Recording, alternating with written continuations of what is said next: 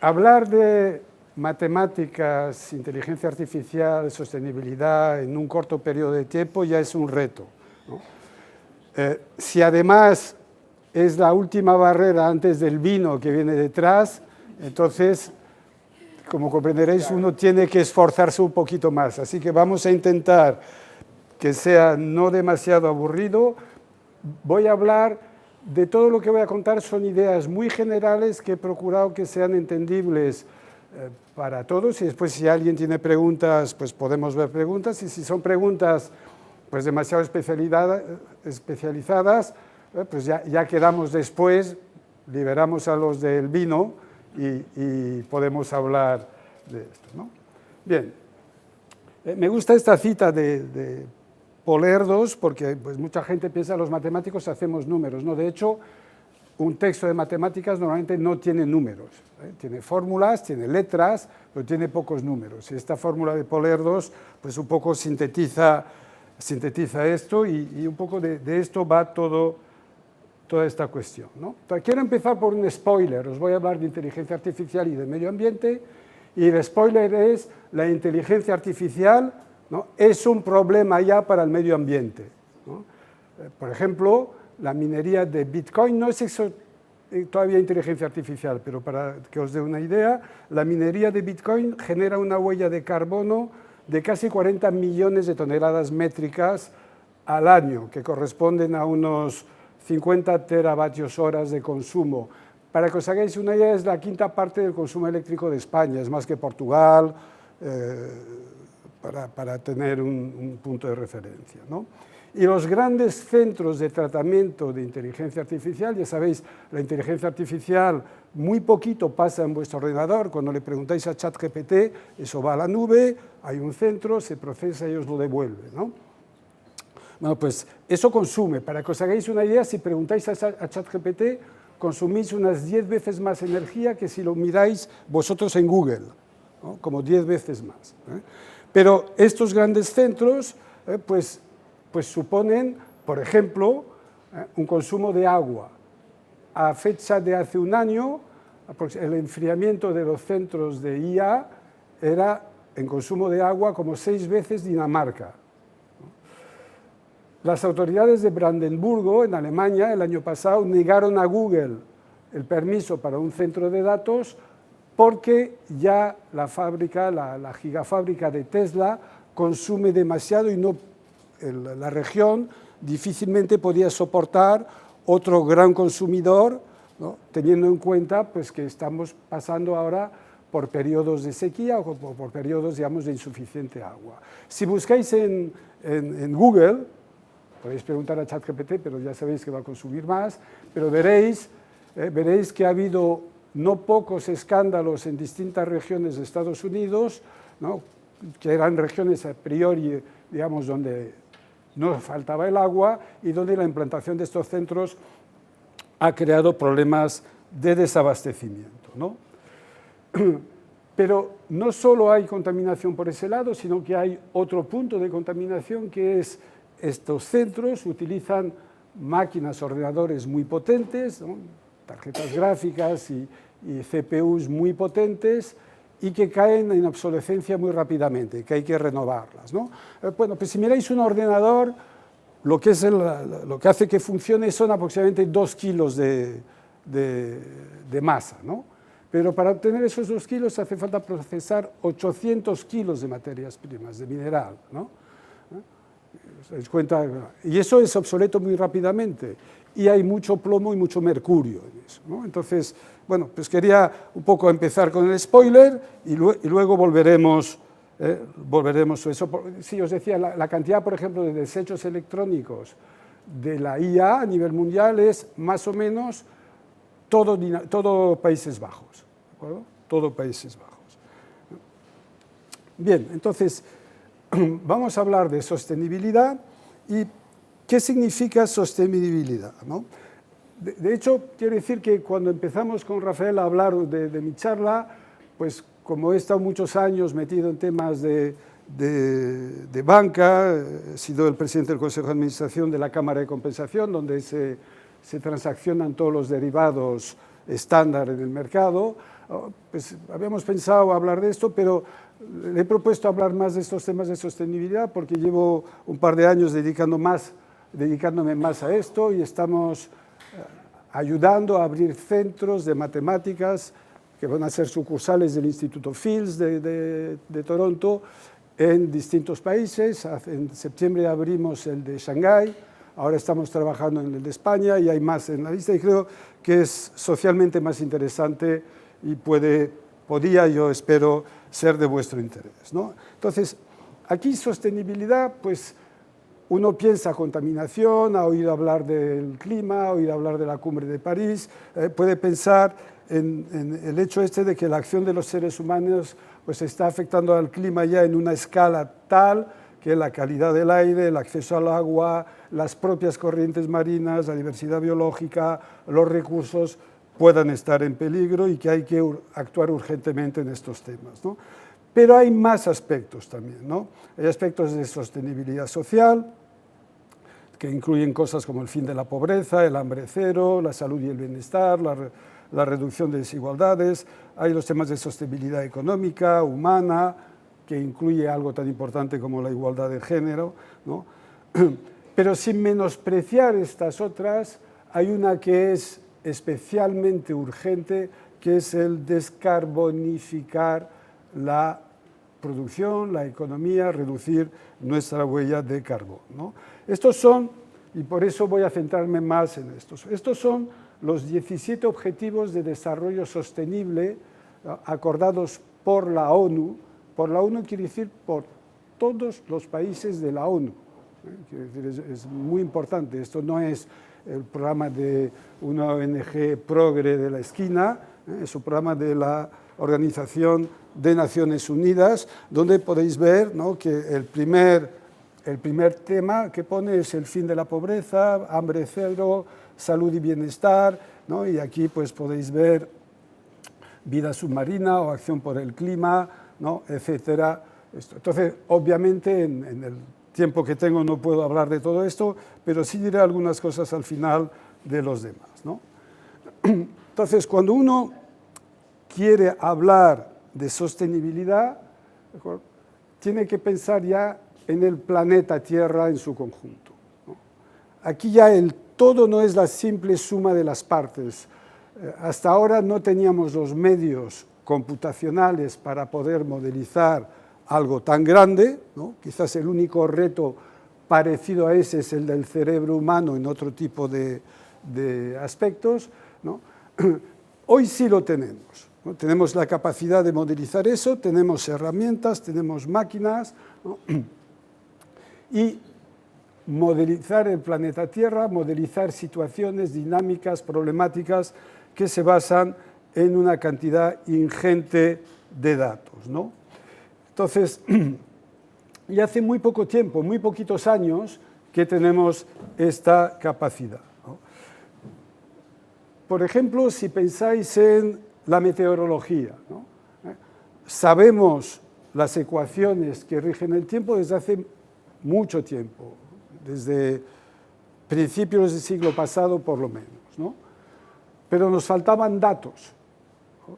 Y por eso la meteorología era de aquella manera, ¿no? Hoy en día alcanzamos un nivel de precisión grande, ¿no?, de tal manera que hay una capacidad de acertar regionalmente, pero todavía no somos capaces, y lo hemos visto hace bien poco con los eventos trágicos de la Dana en la Comunidad Valenciana, no somos capaces de predecir exactamente en qué punto va a descargar, ¿no? Fue Paiporta, podría haber sido perfectamente Valencia o podría haber sido otros sitios. Es una diferencia de muy pocos kilómetros que depende de algunas condiciones iniciales y no tener todos los datos, porque tenemos un mallaje, pero todavía no tenemos, pues hace que no tengamos ahí la precisión. Pues algo parecido nos puede pasar, nos está pasando en otros aspectos, ¿no? Pero afortunadamente tenemos cada vez, repito, más información y vamos a poder hacer más de esto, ¿no? Necesitamos, os decía, un modelo global porque no nos basta con modelizar este o aquel aspecto. No nos basta, por ejemplo, con modelizar temperaturas en Europa, ¿no? Sin ver lo que está pasando en otros sitios, ¿no? No nos basta modelizar, por ejemplo, la temperatura del mar, ¿no? Que provoca esas evaporaciones tan fuertes que después descargan en forma de dana, ¿no? Sino que necesitamos poder ver cuáles son las interacciones de esos distintos componentes, ¿no? Cuál es la dinámica conjunta de estos distintos fenómenos, ¿no? Y es ahí donde está la complejidad, ¿no? Y veis aquí el Consejo Internacional de Uniones Científicas lanzó este programa IGBP, en castellano Programa Internacional de Geosfera, Biosfera, cuyo objetivo es precisamente poder describir, comprender los procesos interactivos de origen físico, químico, biológico que regulan el sistema Tierra, los cambios que se producen en el sistema y la forma en que los factores humanos influyen en estos cambios, ¿no? Y ahí es muy importante porque hay cosas que dependen de nosotros y cosas que no. Por ejemplo, el efecto invernadero.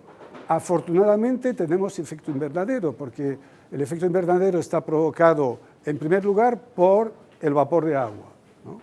Las nubes, etc. El vapor de agua en la atmósfera. Y después el CO2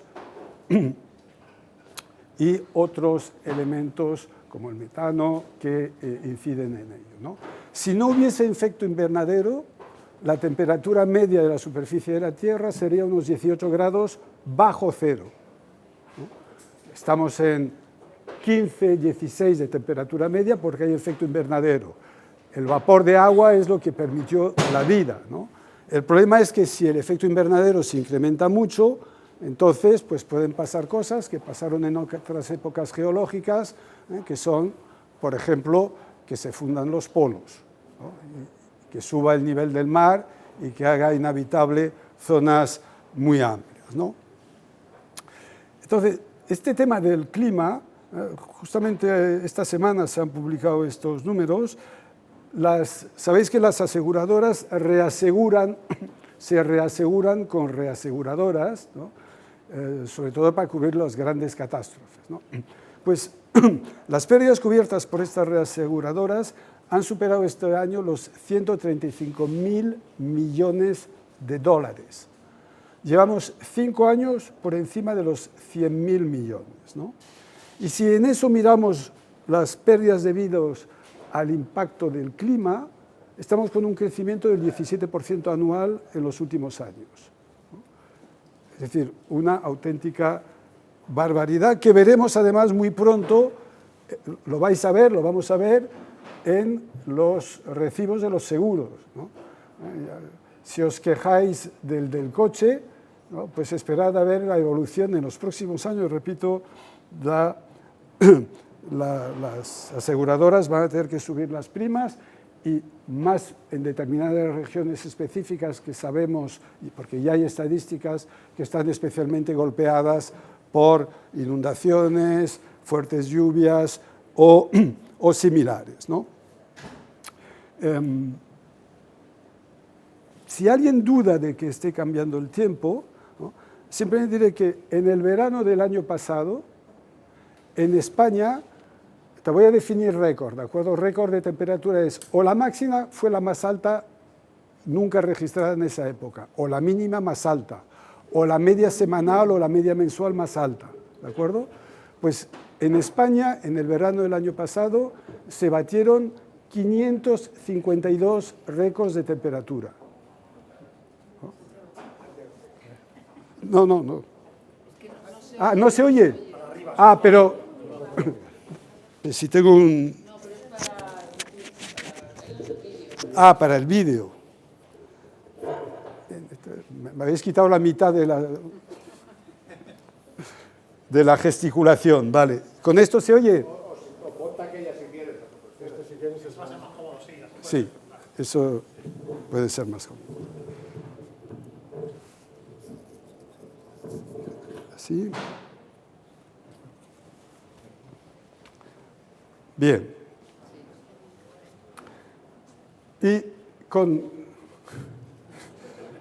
Pero si me hubieseis avisado, yo puedo hablar más alto. Bien, sí, es decir, todo apunta a que esto va a seguir, todo apunta a que no se van a cumplir los objetivos de la cumbre de París, aquellos 2 grados, ¿no? Todo apunta a que probablemente superemos los 3 muy rápidamente, ¿no? Entonces, ¿cuáles son, si el CO2 es el problema, ¿no? Conviene también estar bien informado, cuáles son los mayores emisores de CO2, ¿de acuerdo? Pues aquí tenéis los 10 países que explican el 70% en solo 10 países de las emisiones mundiales de CO2, ¿no?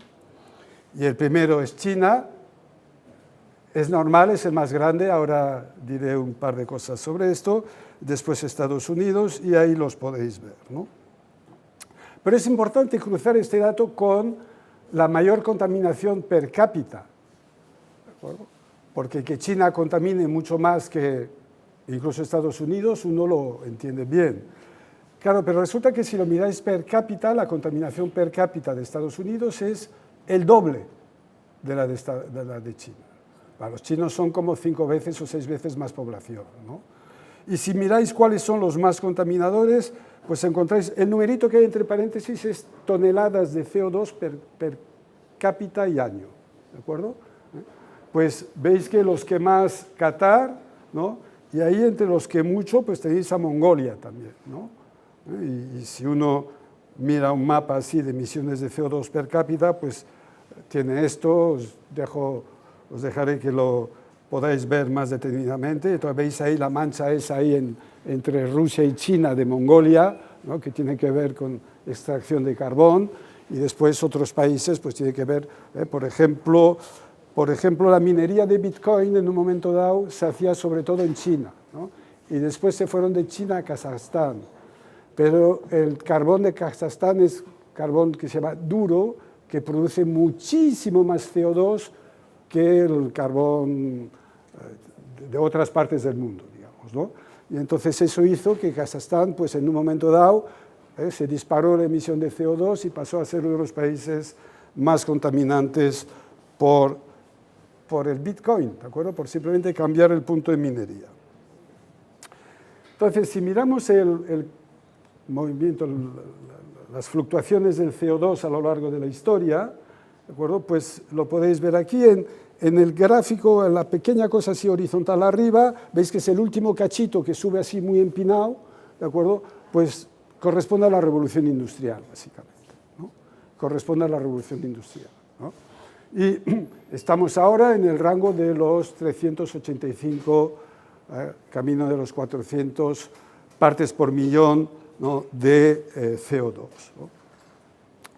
¿no? Y camino de, lo que os decía, si no conseguimos frenar esto, ¿no? Pues subir más de 3 grados, ir a 1000 partes por millón, ¿no? Y esto en un periodo muy corto. La última vez en la historia del planeta que eso pasó, ¿no? Se hizo a lo largo de más de 20.000 años, ¿no? Y fue debido a erupciones volcánicas, a lo largo de más de 20.000 años, ¿no? Ahora está pasando en un periodo muy corto, y el hecho que sea un periodo muy corto hace que no estamos viendo los efectos porque los hielos tardan en fundir, en derretirse, ¿no? Un polo, aunque le metas calor, va a tardar decenas de años en derretirse, ¿no? Entonces, en aquellos tiempos, por ejemplo, pues llegó un momento que con 4 grados más, el nivel del mar era 20 metros superior al actual. 20 metros, haceros una idea, los que tengáis alguna casita por Alicante, ¿no? Pues o está muy alto o olvidaos, pero es que el delta del Ebro, la costa catalana, Galicia... La mía está a 125. Pues nos iremos a tu casa, entonces. ¿De acuerdo? 20 metros más. Entonces, esto tiene una inercia tremenda y tarda. Pero si hoy en día fuésemos capaces de parar del día a la mañana las emisiones de CO2, ¿no? Los efectos en el planeta todavía tardarían muchos años, ¿no?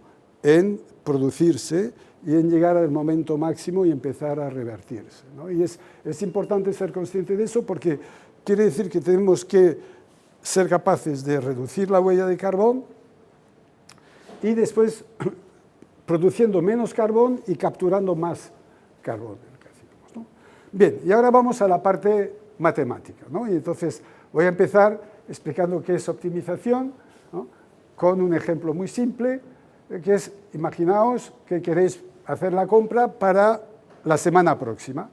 ¿De acuerdo?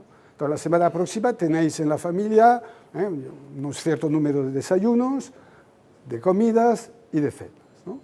Y queréis componer los menús para esas cosas y hacer la compra para esos menús, ¿no?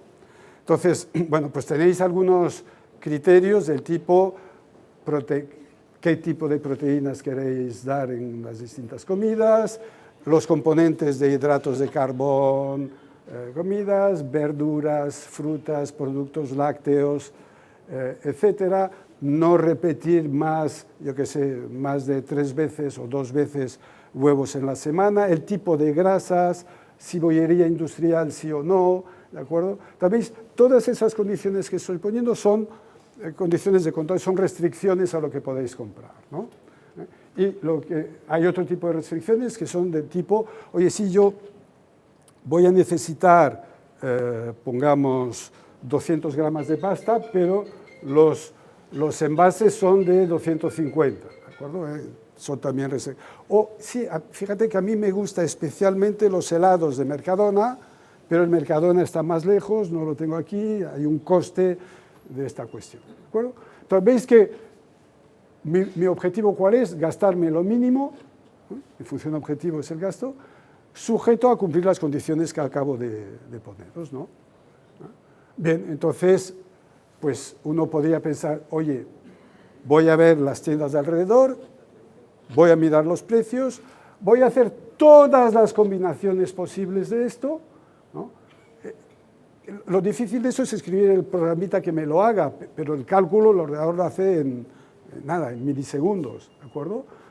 Y pues puede pasar que me dé una combinación que es la óptima o que haya media docena de ellas que lo sean o incluso más, ¿de acuerdo? Normalmente, como nadie hace eso, lo que uno hace es mira unas cuantas cosas y dice, bueno, más o menos me vale, ¿de acuerdo? Pues el más o menos me vale también son cosas que a veces tenemos que tomar porque no todo problema de optimización tiene una solución óptima, ¿de acuerdo? Puede que no haya ninguna combinación de los productos que cumpla exactamente lo que queréis, ¿de acuerdo? Bueno, pues la optimización es una de las herramientas muy importantes que se emplean, ¿no?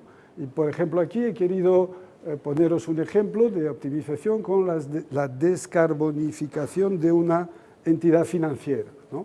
Entonces, si uno piensa en algo así, pues veis qué hay que hacer. Pues obviamente eliminar combustibles fósiles, ¿no? Consumir energía renovable. Recordáis, el hardware hemos visto que contamina, pero no solo el informático, el aparato de aire acondicionado también, y las pantallas y un montón de otras cosas, ¿no? Si la entidad quiere de verdad no contribuir a huella, no debería financiar empresas que contaminan, ¿de acuerdo? Y esto está en el programa de algunas entidades financieras, ¿no? Por ejemplo, habría que dejar de prestar servicios financieros a clientes que generan energía eléctrica con carbón, ¿no? ¿Qué es esto? Debería de eliminar exposición también a toda producción minera de carbón y probablemente de petróleo, ¿de acuerdo? Porque el petróleo es uno de los elementos que contaminan seriamente la atmósfera, ¿no? Debería de pensar en su flota de vehículos, en los medios de transporte que utiliza, aunque no sean propios, ¿no? Hay mucho viaje a Latinoamérica, nuestros grandes bancos tienen sucursales allí, ¿no? Pues eso es un elemento de contaminación que habría que minimizar, ¿no? Pensar en los servicios contratados, porque si yo no contamino, pero he externalizado una parte de los servicios a una empresa que sí contamina, pues no da lo mismo, ¿de acuerdo? Y habría que pensar en algoritmos verdes, hablaré luego de esto, ¿no? de este tema. Con lo cual, veis, esto lo tenéis que plantear en abordar toda la actividad de la compañía. Pues veis lo que hemos hecho antes para la cesta de la compra, lo podríamos pensar aquí también, ¿no? Voy a mirar todas las posibilidades que tengo, ¿de acuerdo? Voy a mirar cómo se distribuyen. Por ejemplo, no puedo parar todo al mismo tiempo para hacer los cambios, tendré que hacer primero un sitio, después el otro. Si tengo dos sucursales cerca, pues primero una, después la otra. ¿Veis? Vamos a ver todas las combinaciones y vamos a ir a elegir a la que más barata resulta. ¿De acuerdo? Y más barato se puede medir en dinero y en otras cosas también, ¿no? Bien, pues veis, esto que he puesto ahí sirve para cualquier otro tipo de empresas. Vamos a hacer una simulación de todas las posibilidades, eso es mucha potencia de cálculo, ¿no? Y con esto pues vamos a poder elegir un horizonte, ¿no? 3 años, 5 años, ¿no? Y una serie de hitos intermedios que nos llevarían a esto, ¿no? Por cierto, ya me gustaría ver que todos los puntos que he puesto ahí se abordan en los programas de descarbonificación que podéis ver en las páginas web de las entidades financieras, ¿no? Esto, optimización, se puede aplicar a más cosas, ¿de acuerdo? Por ejemplo, los temas de economía circular, ¿no? Cómo optimizar la reutilización de los recursos, ¿no? El otro día estaba escuchando una charla sobre el vidrio, ¿no? Estamos ahora reciclando mucho el vidrio, un porcentaje muy alto. El problema es que el reciclado del vidrio no es muy eficiente, es decir, el impacto medioambiental es un poco menos que tirarlo, pero no es muy eficiente. Lo que sería de verdad eficiente es la retornabilidad de los envases.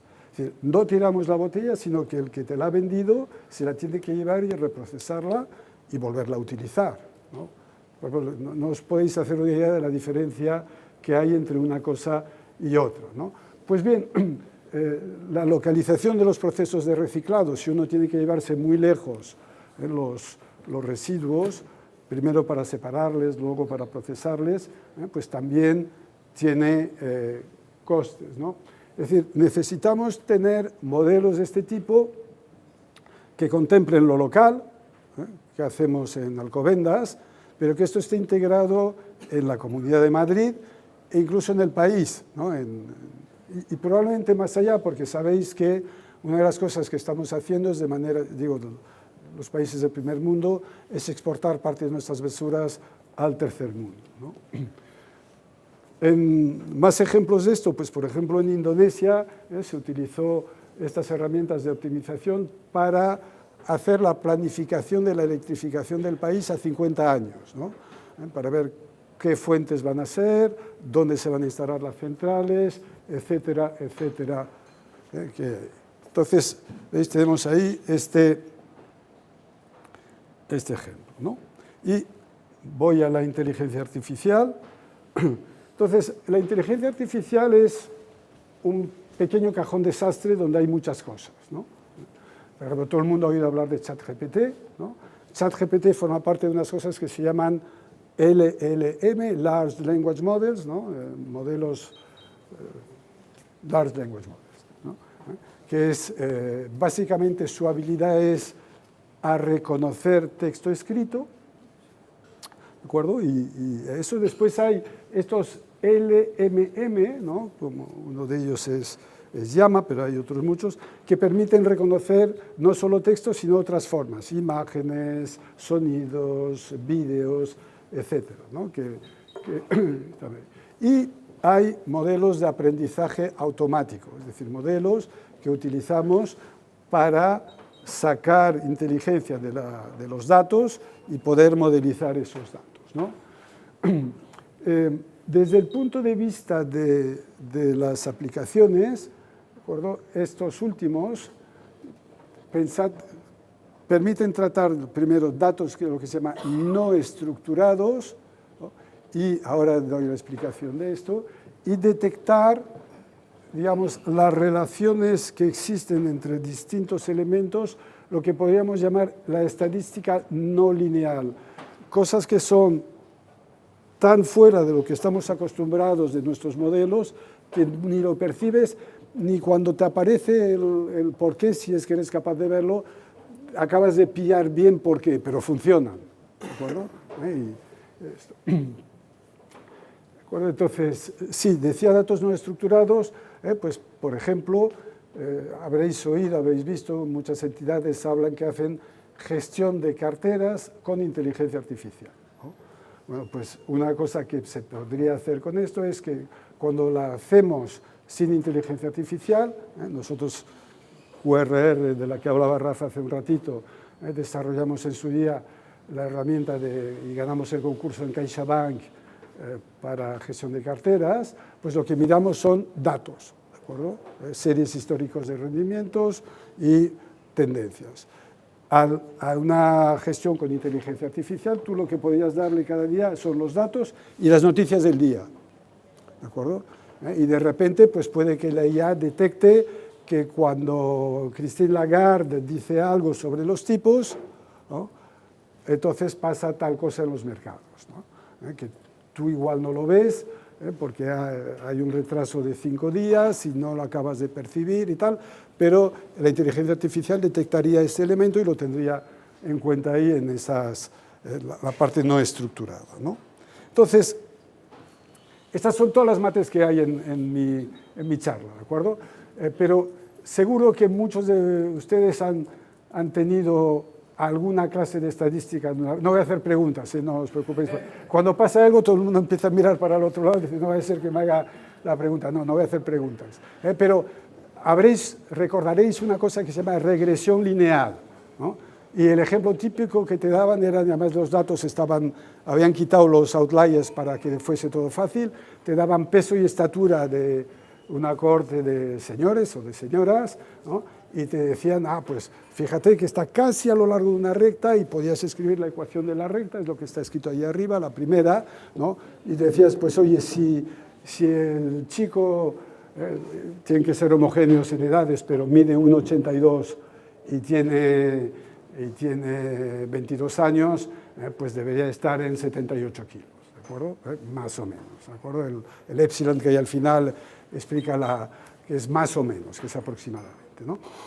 Después, oye, si uno quisiese, podría tener modelos un poquitín más complicados, que se hace la regresión no contra una variable, sino contra varias, ¿de acuerdo? Por ejemplo, eso lo hacemos en los modelos para hacer el scoring bancario, ¿no? Por ejemplo, de pymes, ¿no? Pues hay un montón de variables, ¿no? Que, pues el nivel de ventas, pero la deuda dividida sobre ventas, etcétera, que te permiten explicar. Entonces, dices, vas a hacer un modelo más ajustado y haces una regresión lineal múltiple, ¿de acuerdo? Y eso está muy bien si te dan los datos, te dan los modelos y dice, calcúlame, ¿de acuerdo? Cuando tienes que elegir las variables, pues es un poco más complicado. Por ejemplo, en la herramienta que hemos tenido durante muchos años en Santander, ¿de acuerdo? Pues teníamos un proceso de cálculo sobre tarjetas gráficas que probaba miles de combinaciones de variables explicativas de la contabilidad de la empresa para ver cuál explicaba mejor por qué se producía el impago, ¿de acuerdo? Y calculaba con eso probabilidades de impago, ¿no? Y permitía de esta manera poder asignarle un score, ¿no? Pues aquí, ¿de acuerdo?, la IA nos permite dar un salto, ¿no? Estos son resultados del último tribunal de tesis en el que he estado, en septiembre, en la Universidad de Toronto, donde lo que querían era hacer un modelo que explicase las emisiones de CO2, ¿de acuerdo?, para 62 países. ¿Por qué 62? Pues porque no había datos suficientes para el 63, ¿no? Todos los que había datos suficientes se han guardado, ¿no? Entonces, se ha utilizado una técnica de aprendizaje automático, de machine learning, ¿de acuerdo? Se ha utilizado el 80% de los datos para entrenar el modelo y el 20% restante para validarlo, ¿de acuerdo? Y ahora un par de comentarios sobre la validación.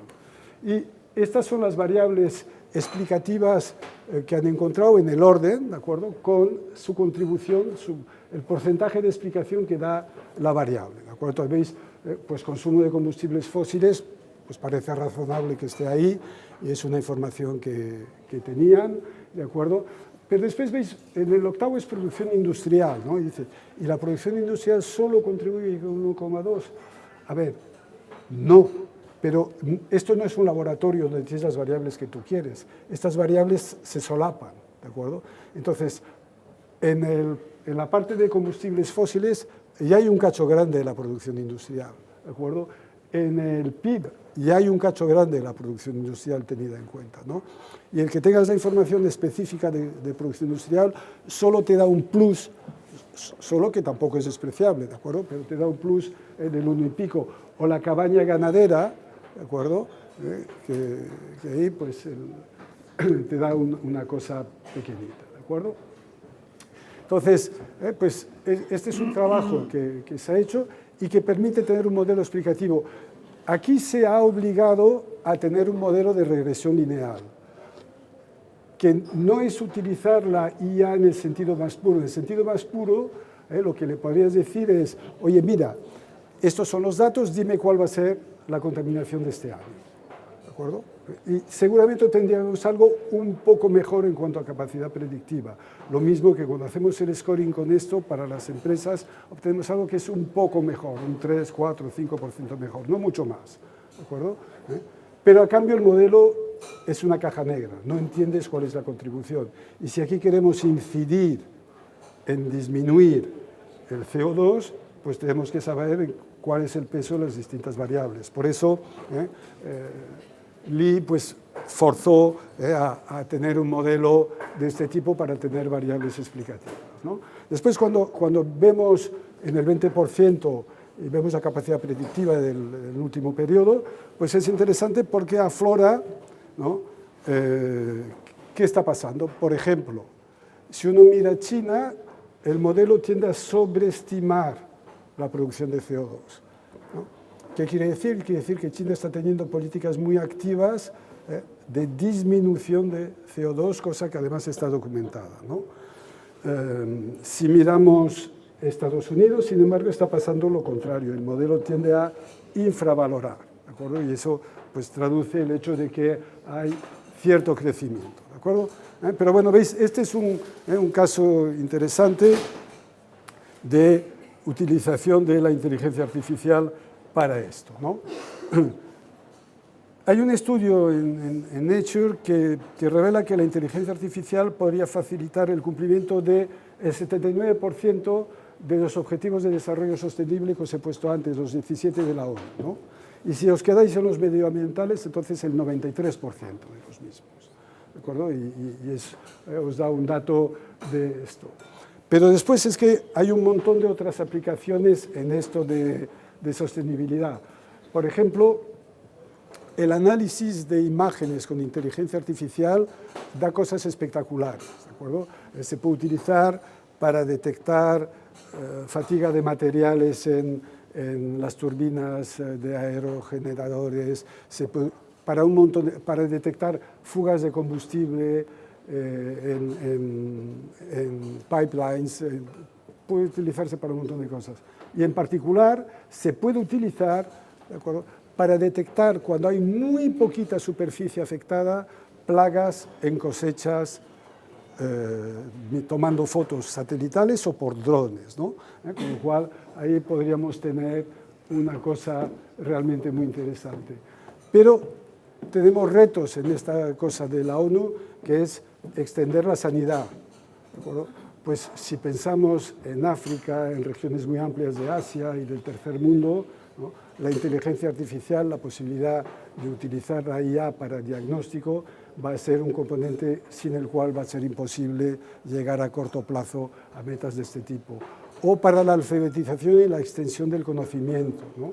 Vamos a necesitar también este tipo de cuestiones, ¿de acuerdo? Y esto no es proyección, no estamos haciendo futurismo, ¿de acuerdo? Estamos hablando de cosas que son para allá, que son cosas que si os fijáis, veréis noticias de estas cuestiones en las noticias de las próximas semanas, meses, años, y es lo que está pasando y conviene estar enterados porque es ese mundo en el que vivimos, ¿no?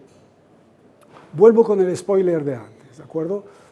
Esto del de que la IA se pueda estar convirtiendo en un problema para el medio ambiente. La verdad es que una de las razones es que las grandes tecnológicas que controlan la IA y el cloud y la nube, ¿no?, han llevado un modelo de consumo absurdo, porque ellos cobran por ese consumo, que es: no te preocupes de la eficiencia de tus algoritmos. Total, si tienes que meterle 20 tarjetas gráficas más y 3 CPUs, no te preocupes, son baratas y te las damos, ¿no?